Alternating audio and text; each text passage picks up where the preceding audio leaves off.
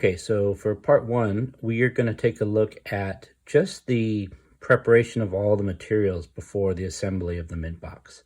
This is kind of the final look of it here. We've got the battery pack with lights inside. It's kind of bright on the video, but you get the idea that you take those fairy lights and you wind them up and hot glue them and assemble them onto really wherever you want, but in this case it's off to the top and sides.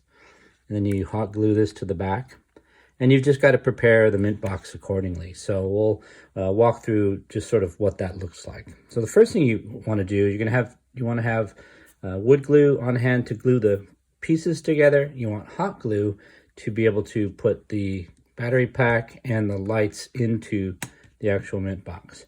I use just like a jackknife to be able to start cutting the holes into both the back and the front of the box, the mint box. And then I use the scissors. These are Fisker snips that are used for cutting cardboard, and they can cut real thin sheets of metal like this as well.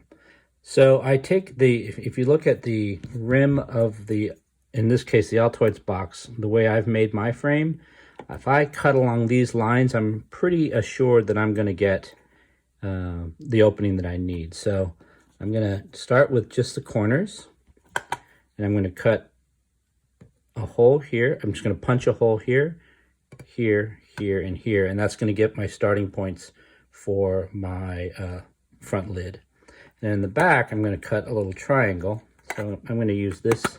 I'm going to open it this way, so if I turn here, I'm going to cut a little triangle here to create my opening for the wiring that comes through.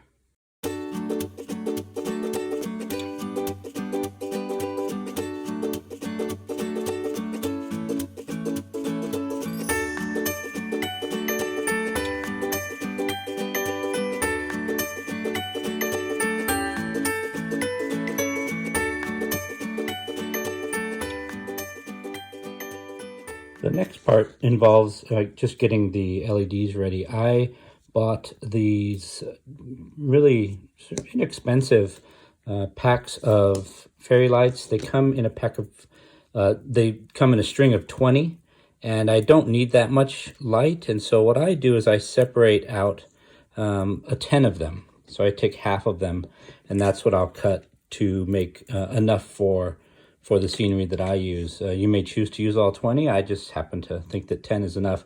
And then the remaining 10, I can actually use, I can solder them onto a battery pack to make a second one if I need to. So I've got a bunch of these laying around extra waiting for deployment. So when I reach the 10th light here, I'll just snip it right after the light, and then the whole chain here will work just fine. And then this one will be ready to deploy somewhere else.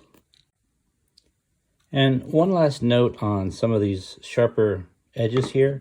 I'll take the end of my snips and I'll kind of flatten these out, because it just keeps all the edges not sticking out, which is a good thing. And it also creates a flatter surface for the frame that eventually gets hot glued on here. So this part here, as flat as it can be, the better, so that you have a good surface area to be able to hot glue.